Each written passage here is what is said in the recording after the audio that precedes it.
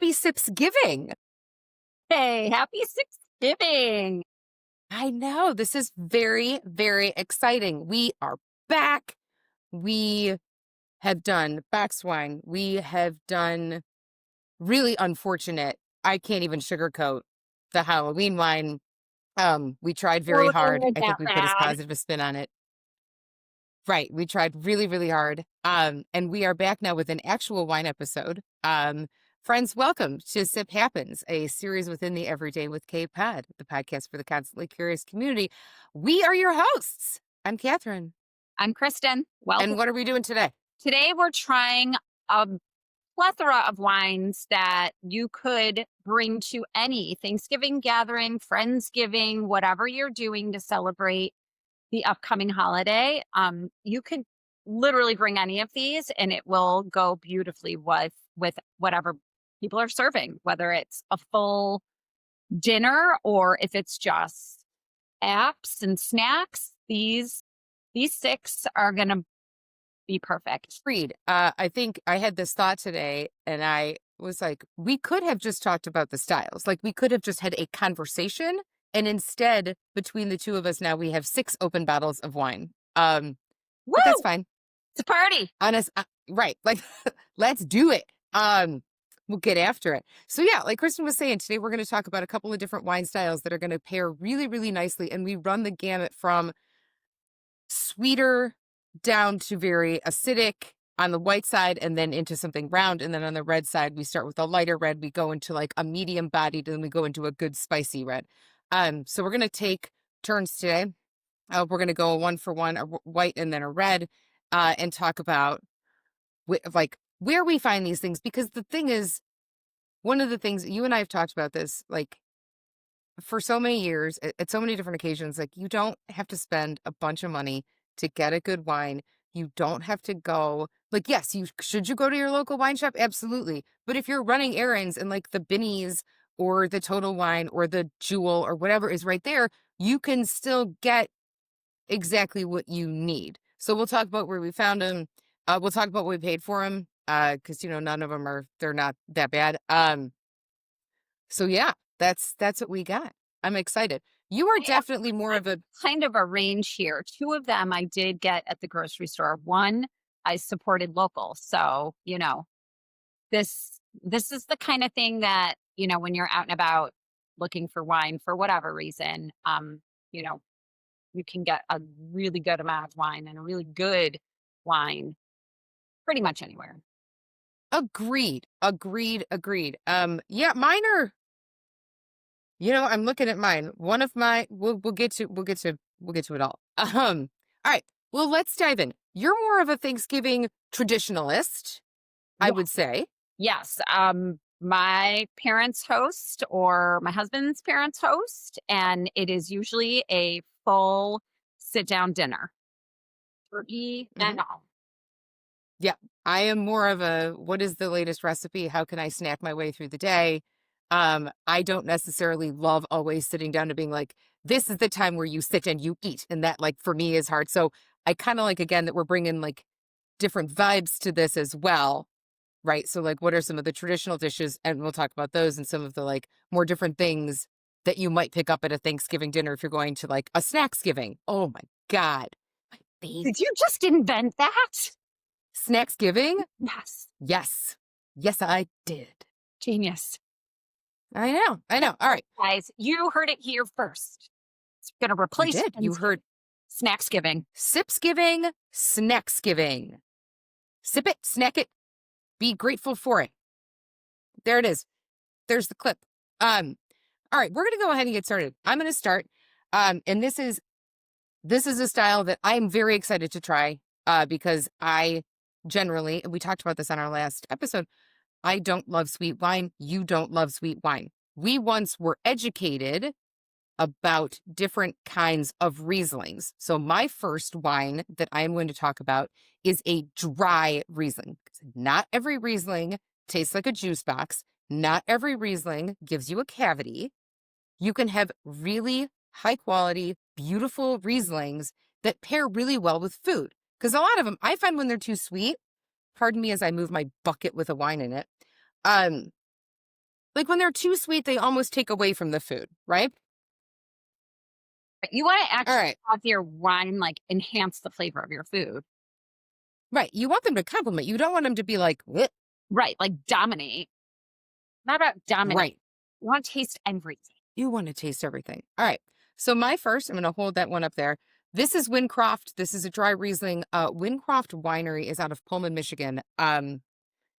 You can find this at some bottle shops out of the state of Michigan. You can definitely find it easier in the state of Michigan. Um, I will say this is a quote unquote better bottle based on price, although this was a gift to me.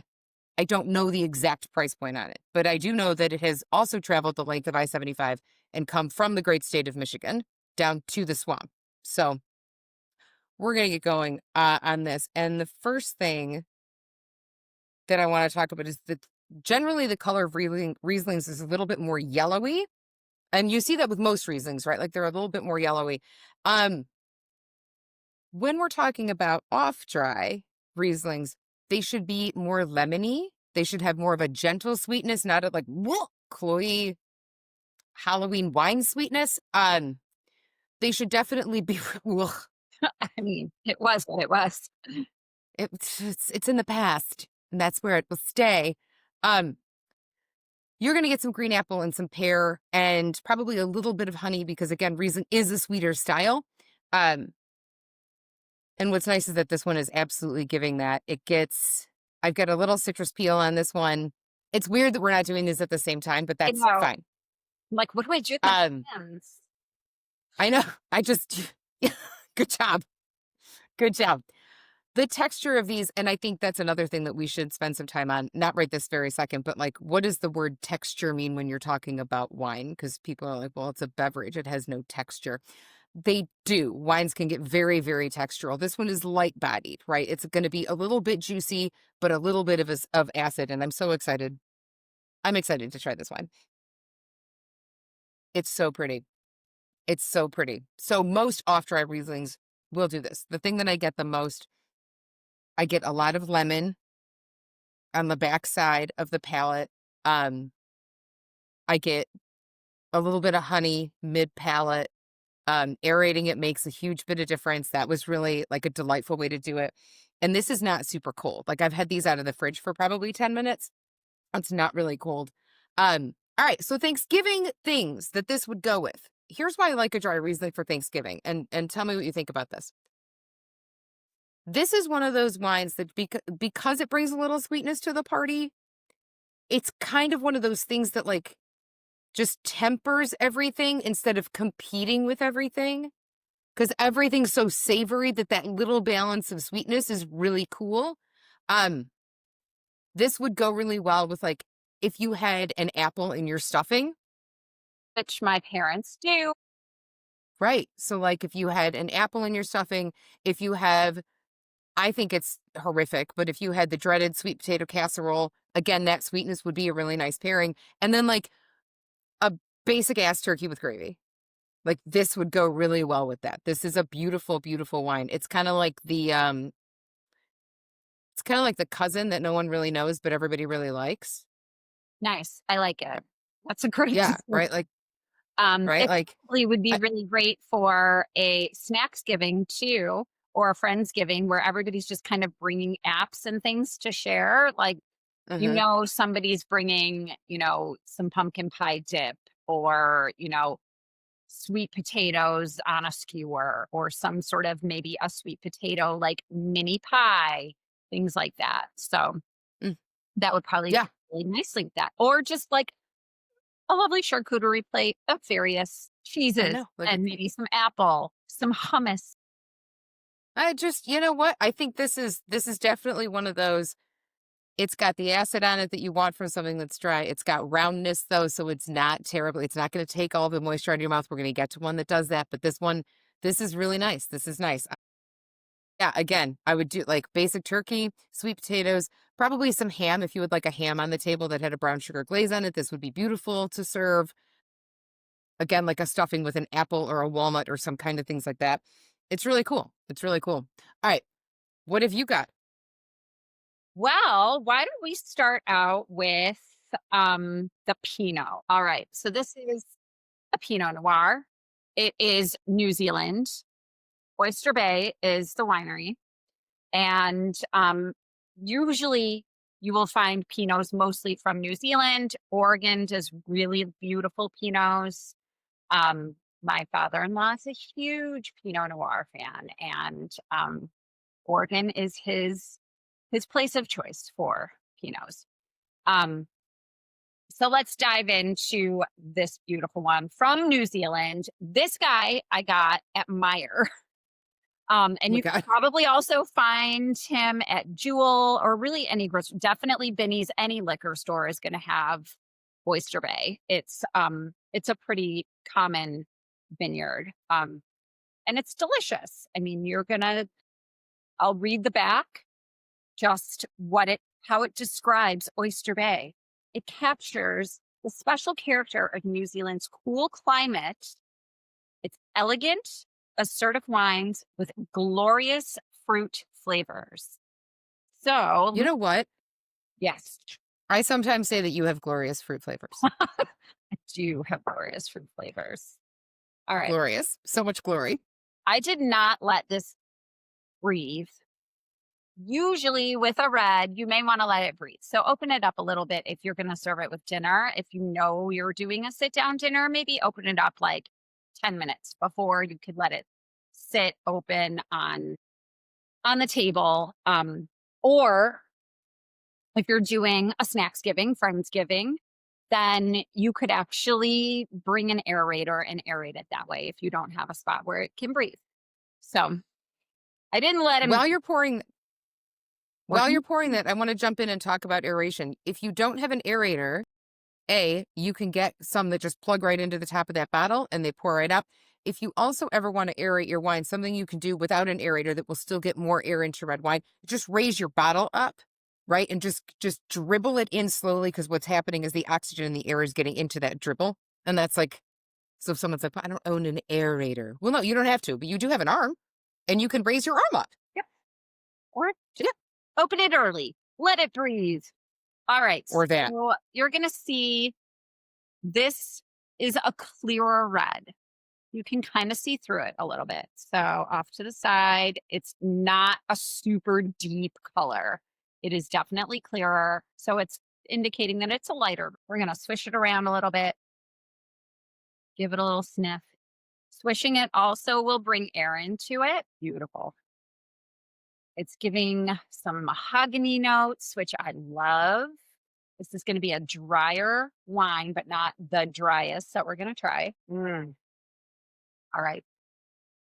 Definitely getting some woodsy flavors, some mahogany, a little bit of cherry in there, just a faint ribbon of cherry, more black currant, a little bit more bolder flavors.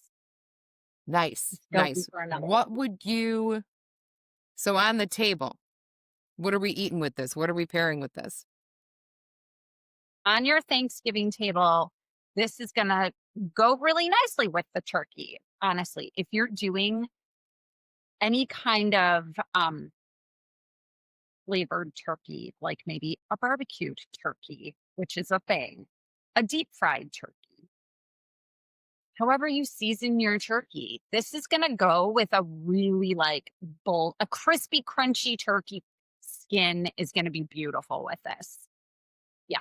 I This would love it. also go really nicely with um, your Brussels sprouts with some candied bacon on top, some pine nuts.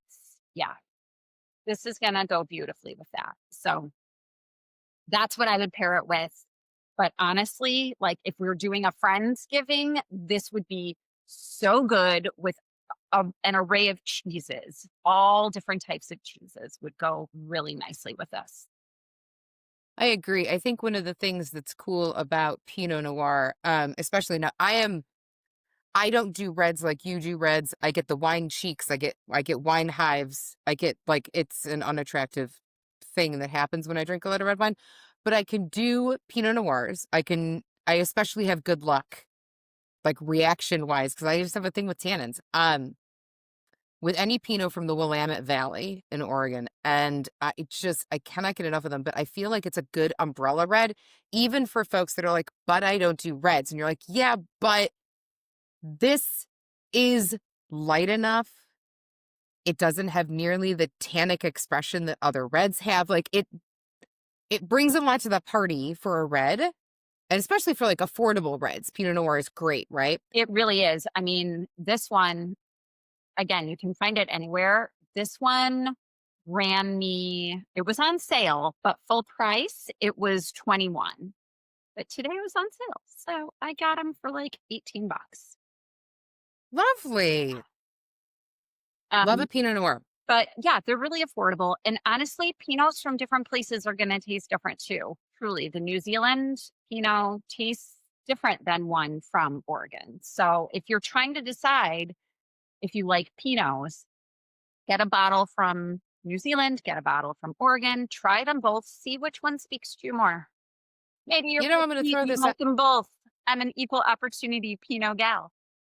You surely are. I'm going to throw this out too. And this is kind of like a note to you and I, but we're just going to publicly make this note. I believe that we should do an episode based purely around terroir and talk about why things taste different from different places. Why does this New Zealand Pinot, why is it different than Oregon? No, a grape is not a grape. Anyway, well, this is the rest of the world can hold me accountable, right? Everyone hold me accountable. We're going to do a terroir episode. There we go. But I could talk about I could talk about dirt all day long. sip and listen to her talk about dirt all day long. The gardener Yeah, I out love of it. the two of us is not me. No, it's true. It's true. I do love a plant. Dig it All right. a lot. This one is one of I am happy for you. this one Okay. my go-tos. So I next up am gonna do the most acidic of our wines. And if folks are, what are you doing?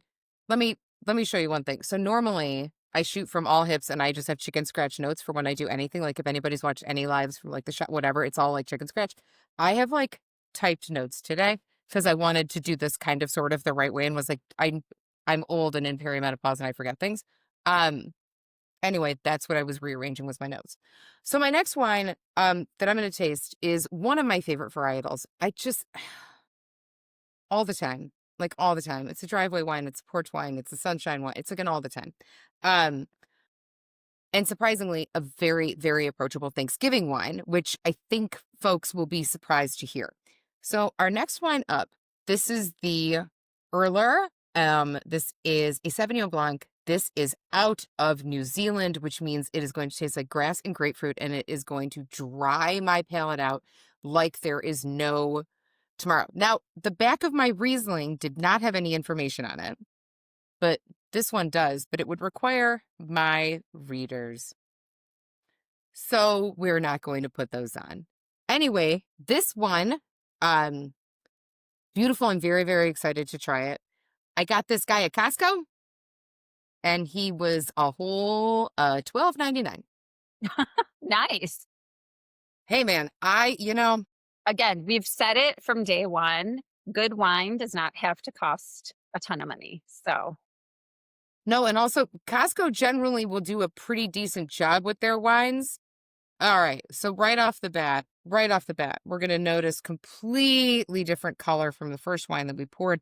This guy is more of a very, very light lemon yellow. There's not a lot of canary to it like there was in the first one. Like this is beautifully, beautifully light. Sauv Blanc is very zippy. It's very acidic. It's very grapefruity and grassy and lemony. And it's like all those wonderful, like everything bright, I think, can be found in a Sauv Blanc. At times, and this is again like back to terroir, depending on the region, you can find them to be herby, like a little herbal, like a little but they're always basil-y, very like, yeah. this is so ridiculous. I have a hard time explaining this, so I just say the color. You can just smell green, like it just smells green in some way. Oh, just, can we make a Sauvignon Blanc candle? There is one. I know I have seen Pinot Noir candles. 100%. I'm telling you what, if I could smell Sauv Blanc all day long, I would be a happy girl. All right. Texturally, this is still light to medium body on this. Real crisp and things like that. All right, hang on. Take your sip. I have a Gruyere that would probably be so nice with that. I want to swim in this wine. I want to swim. I'm going to dip my person into this wine. I want it everywhere. This is so good. And again, this is a $13 bottle of wine from Costco. This is so delicious. Stock, One of the things that, what's up? stock up. Mm, I mean, when I get back, I ain't using valuable real estate for a Sauv Blanc. True. True. So this I would actually do like different food. This would be great with a couple different Thanksgiving dishes. I suppose. Okay, kind of lame if you're like doing like a salad, like a lettuce salad. That's lame, but Lame. People are going to do what they're going to do, right? They have their traditions. And if that's a lettuce salad with maybe some walnuts, some raisins, or cranberries in there, you're good. It's fine. once again proving why we are different. I'm like, your salad is dumb. It's Thanksgiving. Eat some cheese. And she's like, no, your salad is delicious with like a nut and a dried fruit. Mm-hmm. Not say no to that. I'm thrilled. I mean, to be fair, yes. I do think this would go really well with a lighter salad. If you were doing green beans with some kind of vinaigrette on them, like not a heavy like soup covered bean, if you're doing like a green bean almondine that had a little lemon zest, perfection. If you are incorporating herbs, and I'm thinking if you're incorporating parsley and chive and tarragon and like green, those beautiful green herbs. I wouldn't go anywhere with like oregano or cilantro or anything like too much, but like the milder, delicate fine herbs, this would be incredible with that. Right, so as you're all thinking about what to season your turkey with, sip this wine and see what kind of herbs you might taste and season your turkey with that. Well, and that's the thing, right? Is that we're gonna get things on the nose. There is an herbal quality to this. No, it is not like drinking a bunch of parsley. That's ridiculous. It is just plain delicious. It's wonderful. And then the last note that I want to talk about when it comes to pairing Sauvignon Blanc with food is something that I will preach until the day I die, which is highly acidic beverages are going to cut unctuous flavors in food. So when you are talking about things like turkey and gravy, this is very rich. These are palate coaty things, right? Your mashed potato casserole. It's coated. You've got so much butter happening. Delicious. But it's coating your mouth. One of the things that you can do to cut that is to drink something that is highly acidic. And I'm going to throw a beer plug in real quick, and that is IPAs. If you're going to go through Thanksgiving and like you're going to have all this very, very rich food, I mean, grab your Sauv Blanc, delicious, beautiful, wonderful, but grab an IPA too, because it's going to cut and it's going to cleanse your palate, right? And you're going to feel like your palate will not get as tired, which I know sounds ridiculous, but it's true. When you eat or drink too much, your palate gets tired. When you've got this kind of acid on your tongue coming in and cutting it, you can appreciate the food more. It's like cut it with the acid. Smart. Yeah.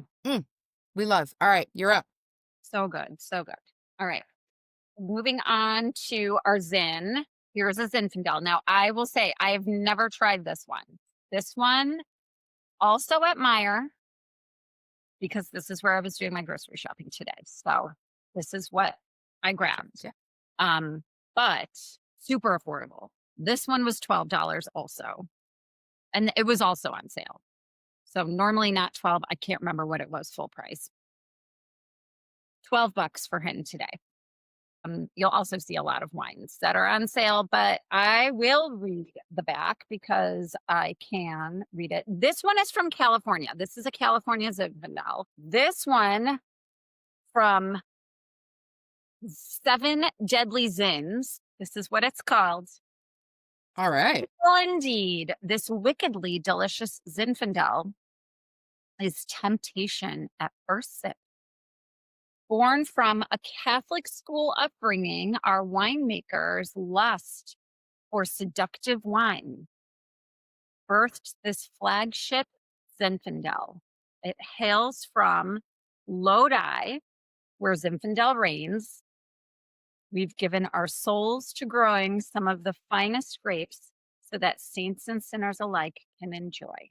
So it doesn't really tell us much about the wine. It's just more about the winemaker and some cute marketing around the name. But Yeah, I feel very conflicted about that description only because it was like, wait, what's happening? We're lusting and we're seducing? again, I mean, doesn't tell us fine. anything about if you know nothing about Zinfandel and what it is and what it tastes like and what it smells like and any of it, this does not help. That description gives you zero information about what this should taste like or what it might taste like to you. So, It tastes like seduction sorry, and lust. seven deadly zins. You may want to add a little bit more flavor notes on the back of your bottle. Thing. Okay, right off the bat, you can see the total difference in color. This is deep, complete deep red. Now, I did open this one and I had it sitting open probably for about 15 minutes even before we started. So it's breathed, it's had a moment, but we're gonna swish it around. You're gonna see some legs on this one, just a little, not a ton. Mm-hmm. Mm-hmm. The nose on this one is pure cherry.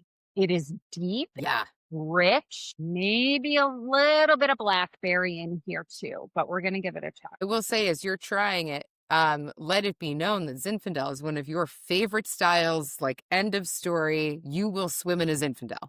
I really will. Zinfandel is amazing. If any restaurant you see Zinfandel on the menu, get it. Get it, get it, get it. You won't be sorry. All right. So definite cherry notes, blackberry notes. I am getting a little bit of currant in here too, black currant, which is nice. Tiny bit peppery, which I know is weird for a wine, but it's not for a red. A little peppery. Yes, we love a peppery red wine, like 100%. Ugh. Outside of Thanksgiving, or if you are somebody from my family, I grew up with a cousin and a second cousin who have poultry allergies. So turkey was served. However, for my two cousins who cannot have turkey or any sort of poultry whatsoever, there was also a roast. Was it, wait, was it a chicken Mhm. roast? No, it was a real roast, a beef roast. And it was always like, my cousin Tommy cannot have any sort of no fowl whatsoever. Like, no chicken, no turkey, no birds in his life. And I appreciate that because I also hate birds. I like to eat them. I don't like them alive. Um, a story for another time. But Indeed.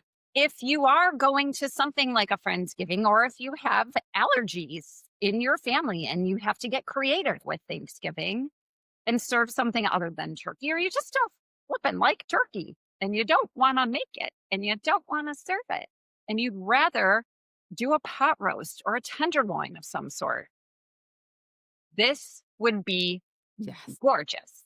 Gorgeous. This one will also be Yes. gorgeous with that Brussels sprouts with the bacon. Going off of what Catherine said about the green beans with a vinaigrette, like a sherry vinaigrette on top with bacon crumbles or pancetta crumbles, this would be amazing with that. This honestly would also be really nice with a sweet potato casserole. It will balance it out because this is a drier wine. And the sweet potatoes, like Catherine was saying, you were saying how there are things like potatoes in all shapes and forms are going to coat your mouth. They're really rich. They're really creamy, which I'm sorry I just said that word. I apologize to you, my friend. That's creamy's not actually, creamy's fine. I'm okay with creamy. Creamy's Cool. okay. It's the other one Right. to describe something damp. I'm not gonna say it because it's Please don't. for me too. But this would go well with that too because it's gonna cut through that butter. It's gonna give, but it's still gonna complement it in a nice way.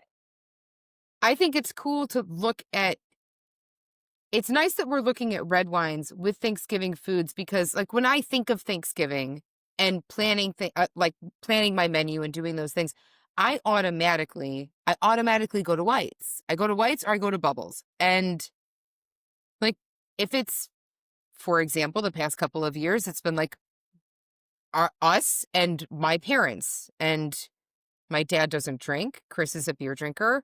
My mom and I are the wine people, and we are white wine people. And so I plan my table generally around whites. And it's nice to hear some of the options with reds, right? And I think that's very, very cool. I think Yeah, it's great. It's awesome, actually. it's beautiful. We're This is again, we're gorgeous Zinfandel. equal opportunity drinkers. I am an equal opportunity wine drinker, 100%. But this Zinfandel, people are going to taste this and they're going to think, wow, I'm spent a lot of money on this. It tastes expensive. It's very smooth on the palate.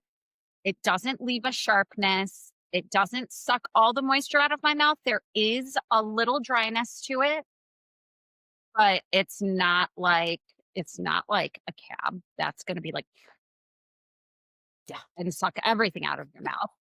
It Right. is a juicier wine. It's nice and smooth, but it also is giving a lot of really beautiful, bold flavors that are going to complement all those things that I just outlined. So, I think that's wonderful. I'm excited too. Like when we were planning this, and it was like, all right, I want to definitely do Thanksgiving wines. It was obviously like, I'll take this side, you take this side.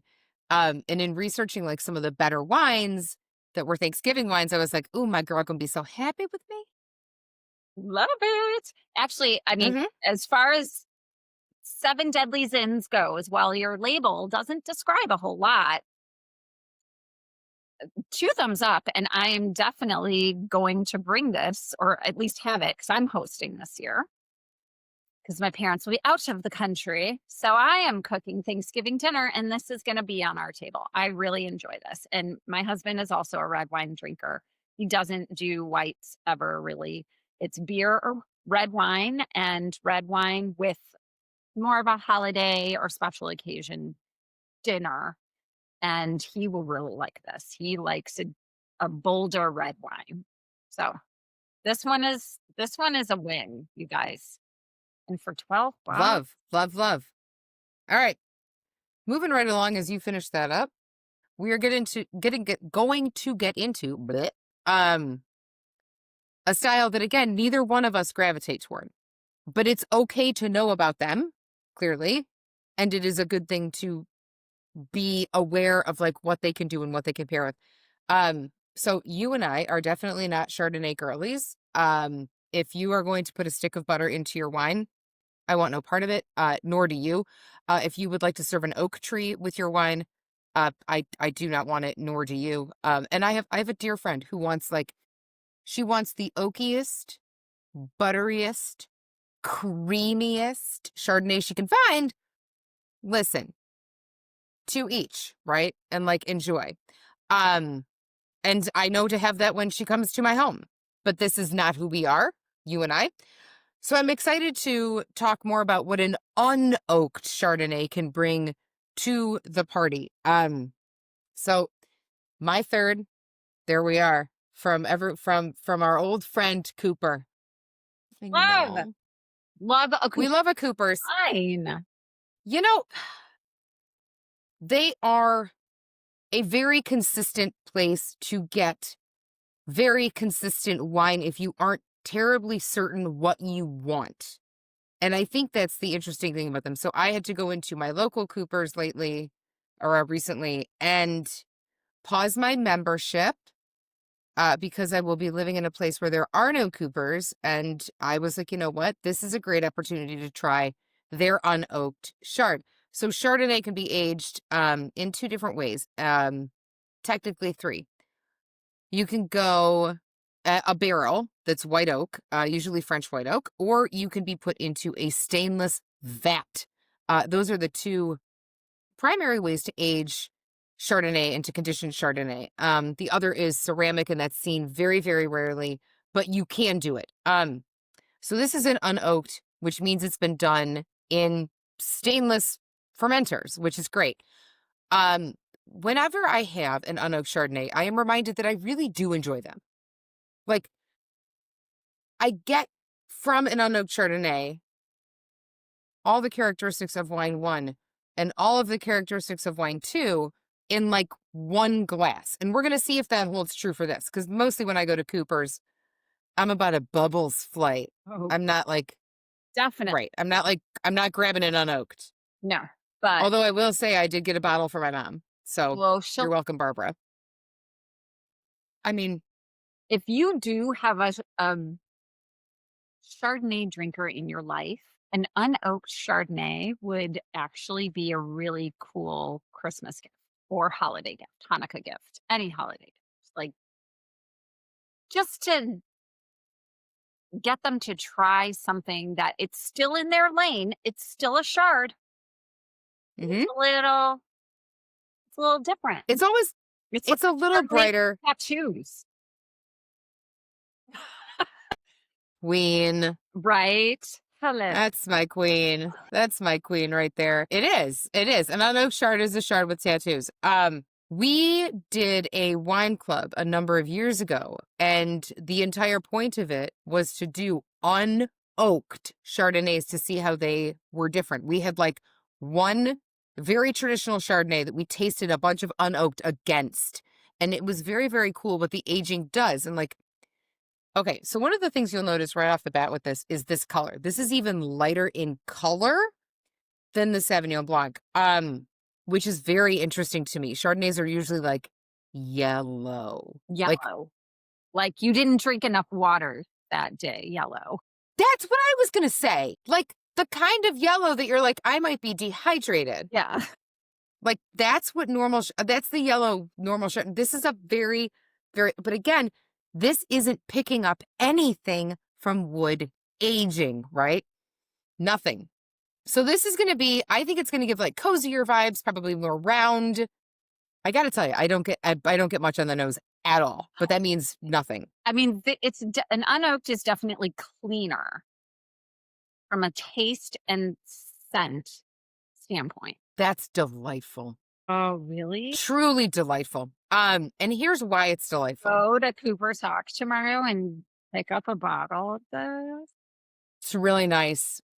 It's really nice. So like a dummy, I didn't pay attention to the price on this. You can just walk into Cooper's and buy their unoaked. There are plenty of unoaked varieties out there. Usually you got to hunt for them because you got to make sure on your label that it clearly says unoaked. And again, I would need to put my readers on to read the back of this label, but it's fine. I just don't want to do it with the headphones on. I don't.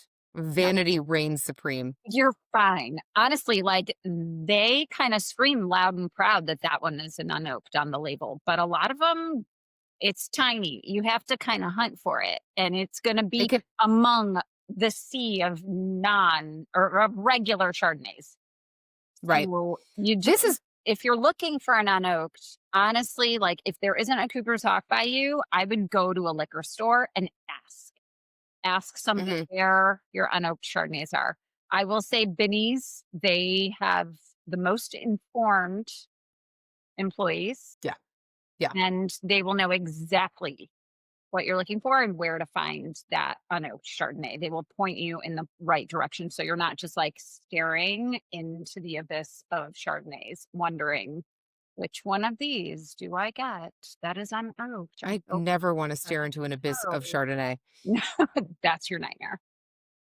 It's not, yeah, no, thank you. I will say, so some things that I get on this, there's a hint of vanilla, there's a little bit of spice, which is nice. This is a little fuller in body because of the grape. Like this is a little bit smoother, and it definitely,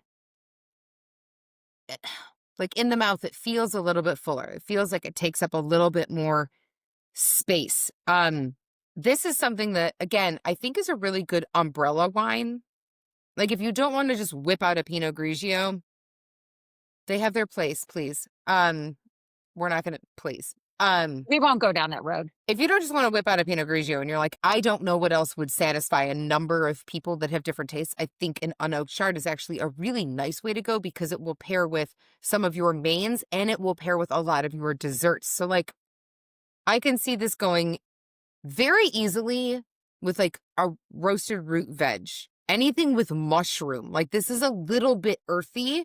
Like, I could get right. Like, if you were somebody that put like a mushroom risotto out, Can I would who put I'm coming to Thanksgiving if you're putting a mushroom risotto out. like I've done a mushroom risotto before, and it's like this is something I would put with it. It's a little bit more earthy. It's got a little like it can stand up to the mushrooms and the earthiness in this. I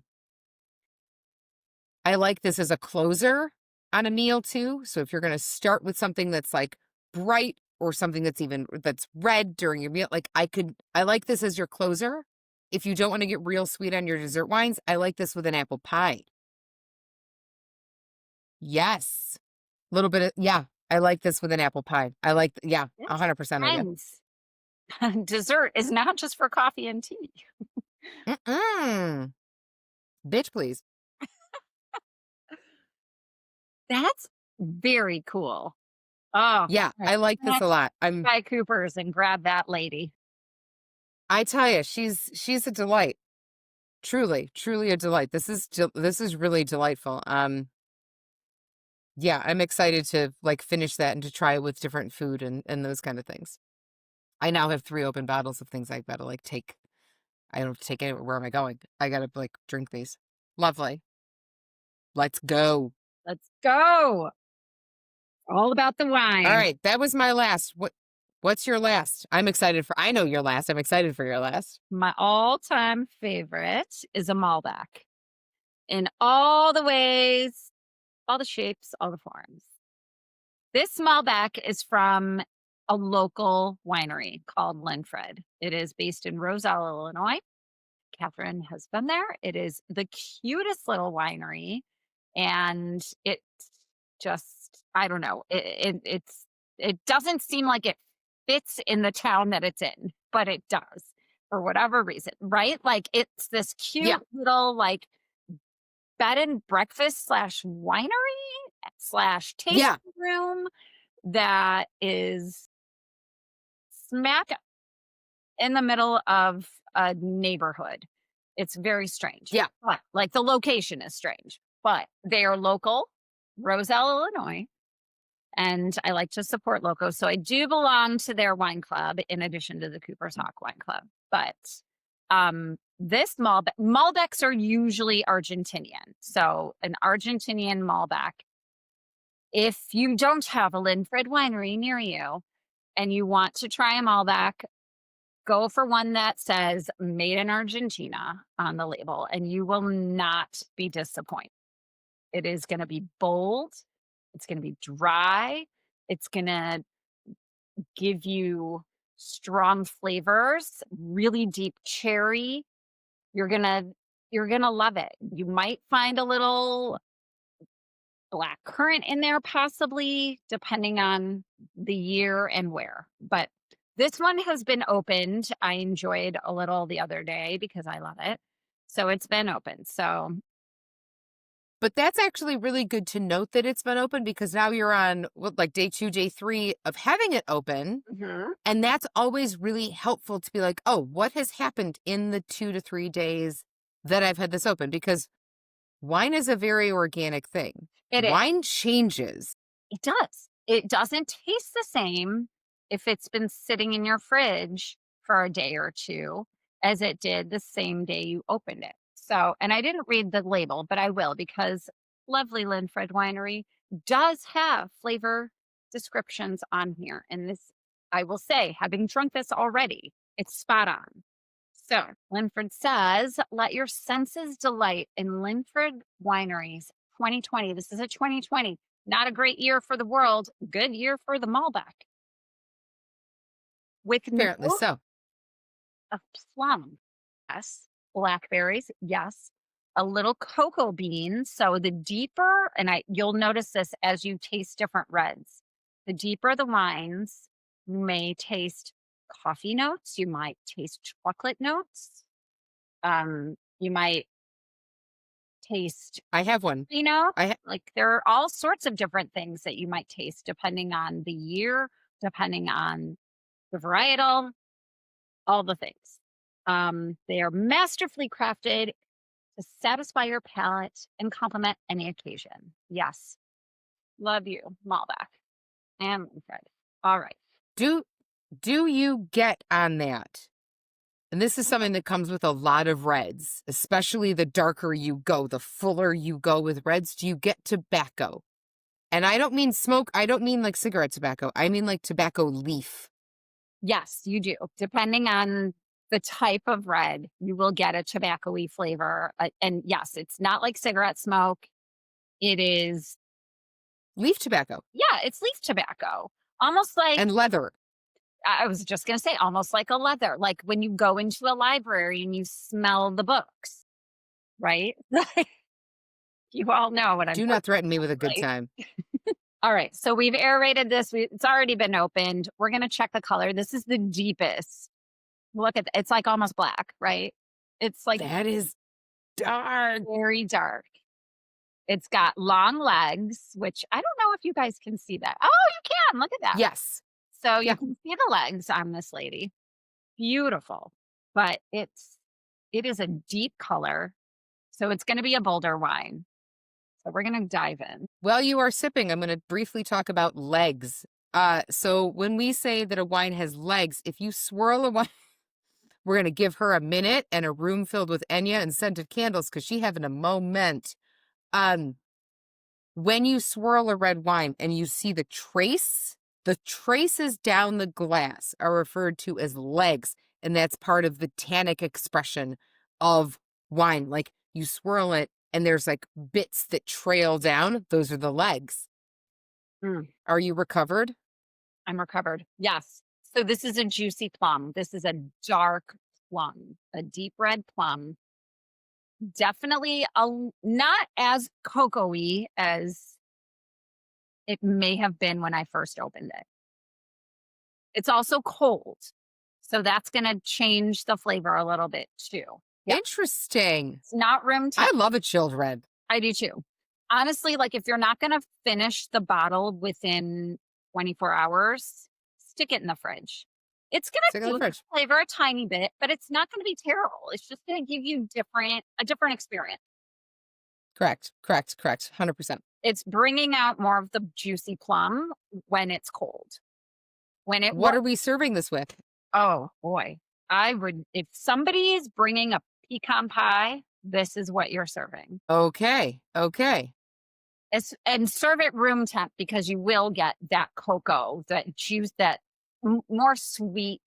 It's not a sweet wine. It is a dry wine, but it's going to pair really well with a rich dessert. So if somebody is bringing like a pumpkin pie, not a pumpkin pie, a pecan pie, any sort like a brookie, a brownie How do kind of situation, a fresh, how do we feel about this with a French silk? I just said French silk pie. Yes. 100% French silk. Come at me, Baker Square. Bring it to my face. Bring it to my face. Oh my God. If only they were still in existence. I mean, and if it were 1995, True. right? Like, what are you going to do? I'm going to go get a plate of mozzarella sticks and a slice of French silk pie, and I'm going to call it a balanced meal. Yeah. Goodbye. I'm okay. Yeah. This is 100%, at least for me, I would have this on Thanksgiving with a bolder dessert, a more rich dessert. A flourless chocolate cake is going to be this lady's best friend.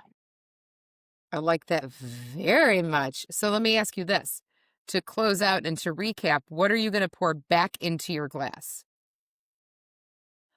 Well, they were both so good, but I am loyal to my Malbec, Yeah, loyal I to know. the Malbec. So I will be pouring her again.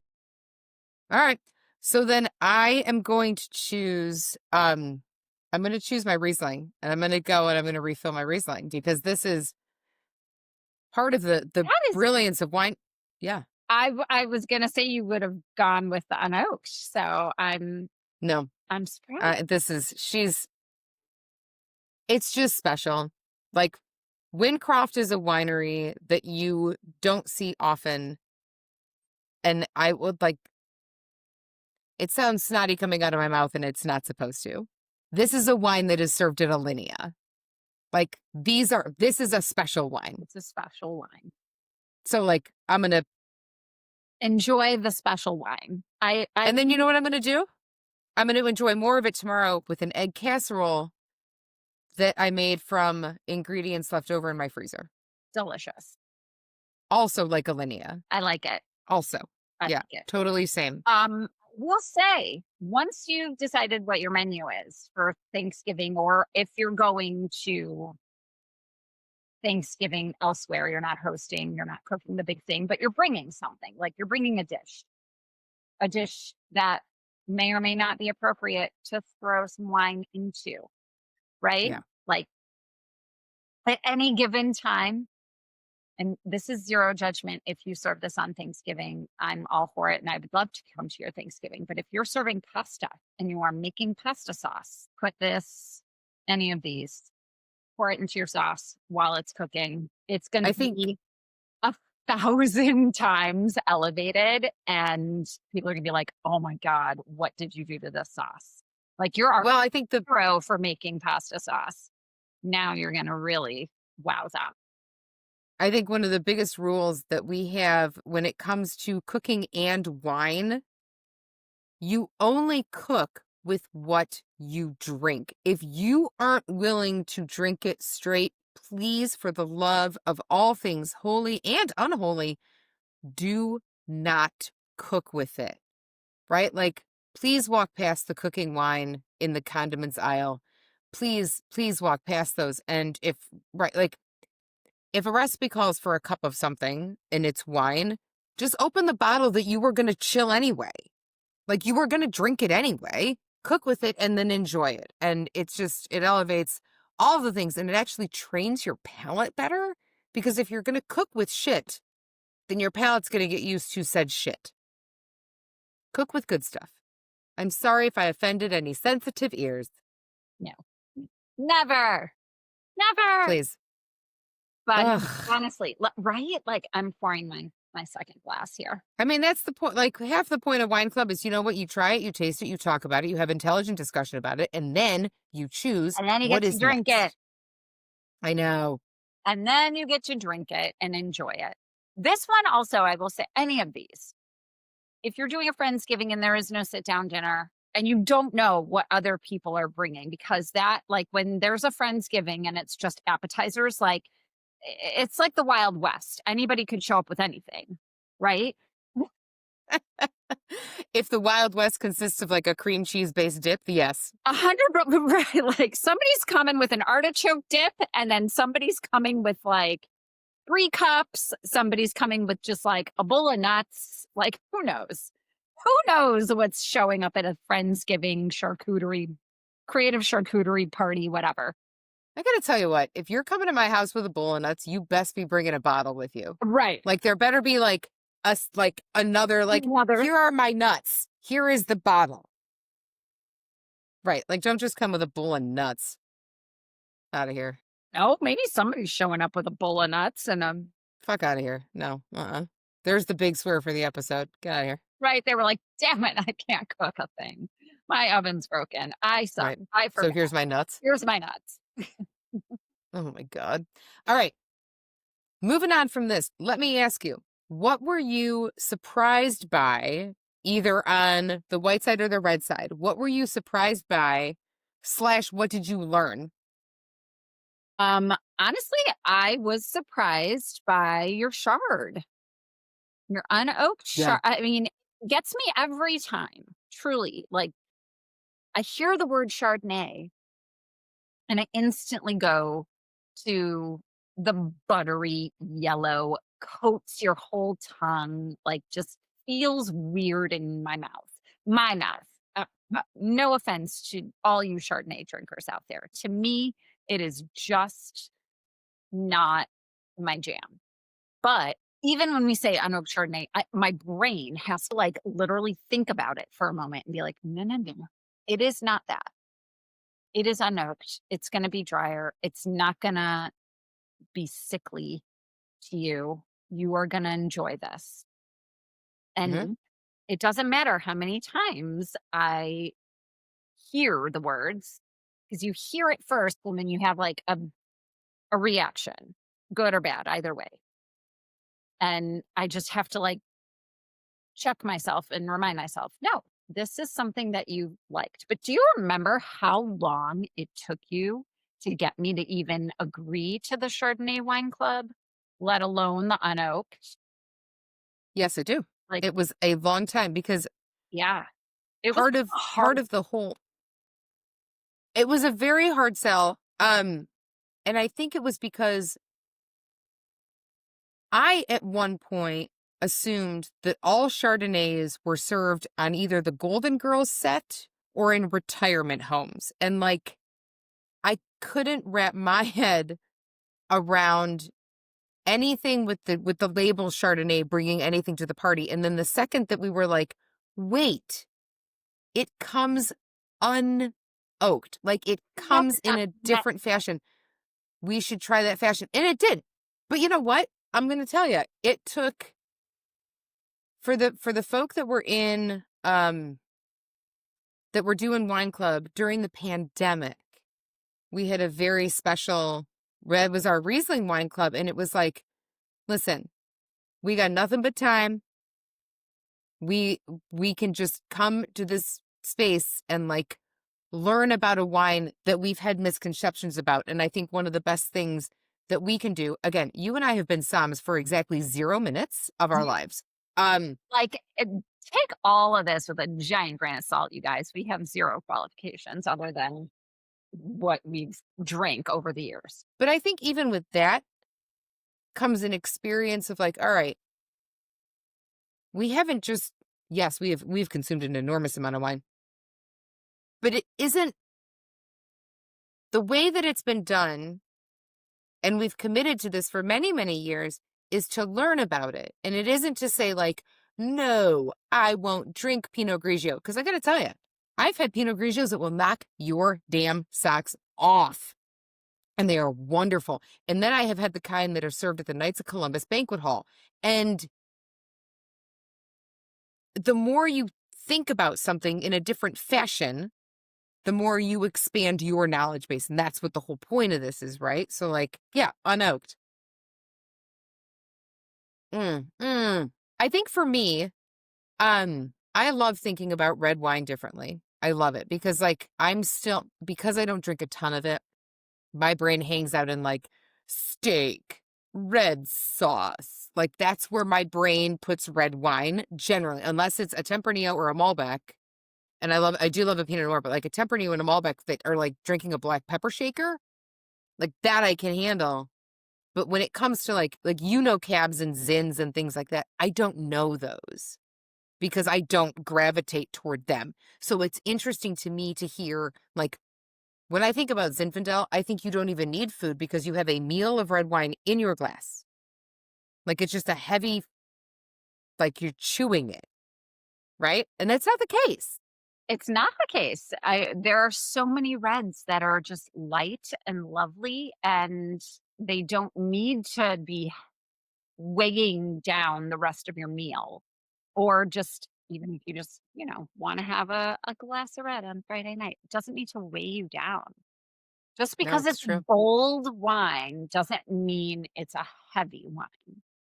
Bold just means that it's flavorful. I love this, and I'll tell you why I love this. And I'm going to parallel it back to beer again because I think, and I am guilty of this. I am guilty of it with wine and not beer. So I see a red wine, and in my brain clicks heavy, chewy, too much, wine hives, all these things. Those are lies that I have told myself for a long time.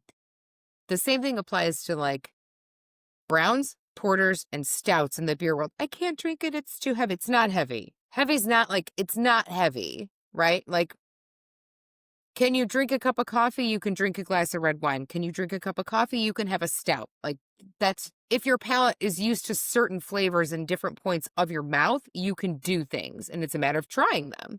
Yeah, 100%. And honestly, if you are a coffee drinker, a lot of coffee drinkers will gravitate towards a red wine because it is a richer flavor.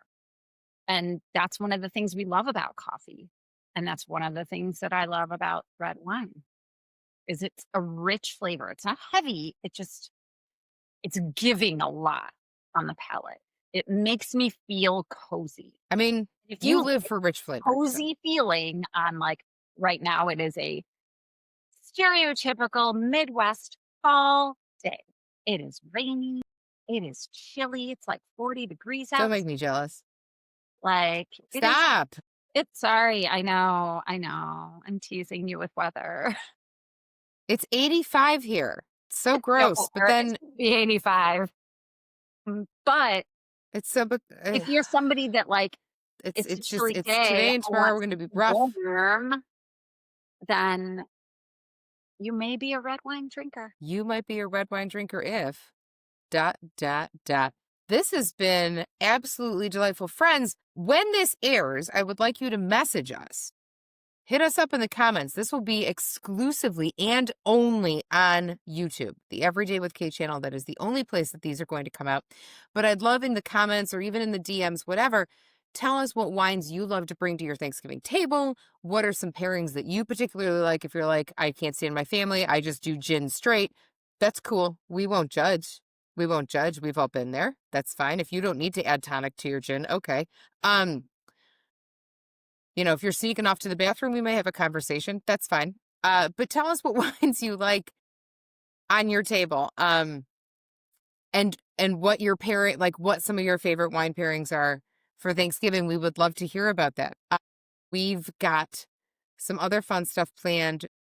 We at least have a Christmas episode planned for the rest of 2025. And then 2026, look out. This may be an in-person meeting. I mean, it will be. I mean, buckle up, friends. Yeah, buckle up. It's going to be great. We're going to rope all kinds of people in. It'll be a good time. There will be terroir talk. There will be fermentation talk. It'll be lovely. Would you like to tell the folks how they can support the show?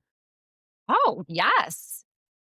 100%. Like and subscribe. Go to YouTube, like, subscribe, Sip Happens every day with Kay.